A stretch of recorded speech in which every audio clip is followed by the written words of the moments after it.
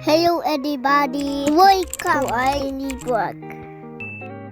Hello, good morning. Medyo may karamihan nga yung bitbit na mga gamit ng anak ko ngayon kaya ito, ihahatid ko muna siya hanggang sa may waiting area nila. Gagamitin na nga daw kasi sa school nila yung calligraphy tools niya pati na rin yung pang-painting niya. Pakarating nga namin ay nandito na nga pala si Lolo. Ito yung lagi nilang kasama sa tuwing sila ay naglalakad papuntang school. Dito nga pala yung waiting area ng anak ko. Bawat estudyante nga ay merong designated area kung saan sila mag-aantayan. At pag saktong 8 AM na nga ay magla-line up na sila at maglalakad na papuntang school. Usually nga yung pinakamatanda sa grupo yung may hawak ng flag pero tignan nyo naman yung anak ko, ayan, nagpresenta na naman na siya nga daw yung maghahawak. Anyway, pakauwi ko nga, ito yung mama ko, magluluto nga daw kami ng paksiw na isda para sa aming tanghalian. Ganito nga pala kami magluto ng paksiw na isda sa Bicol mga mare. Kayo ba, paano yung pagluto nyo? Paki-comment nyo naman sa baba. Sabay-sabay na nga rin namin nilagay yung mga ingredients dyan, pati na rin yung mga sahog na gulay.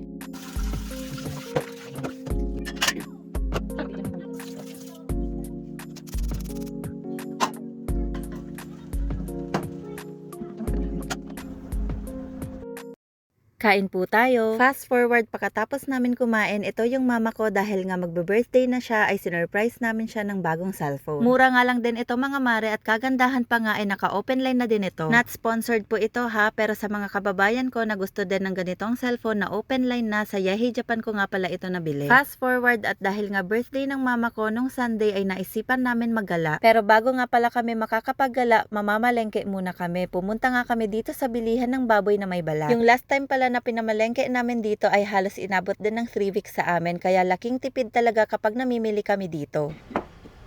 After namin mamalengke, dumiretso naman kami dito sa Toki Premium Outlet. Tuwang-tuwa na naman nga si Aling Maliit kasi makakapagala na naman siya. Kumuha muna pala kami nitong free stroller dito sa gilid kasi nga si Kenzo ay ginagamit yung stroller ni Oli. Medyo tinatamad daw kasi siya ngayon maglakad. Nadaanan pa nga pala namin itong Happy Easter backdrop kaya ayan, nag-picture taking muna yung mga bata. Pumasok nga rin pala ako dito sa loob ng Gap at nagtingin-tingin kung meron silang sale. Ito nga si Kenzo ay biglang may nakitang damit. You want that for Olivia? You wanna buy that for Ollie?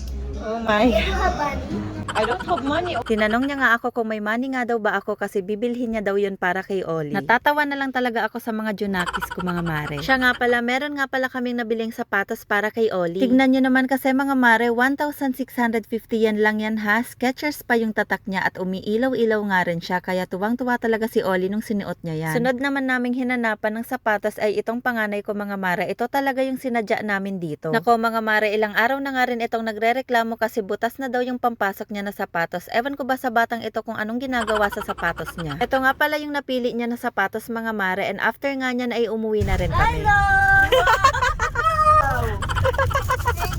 Happy birthday, Mama!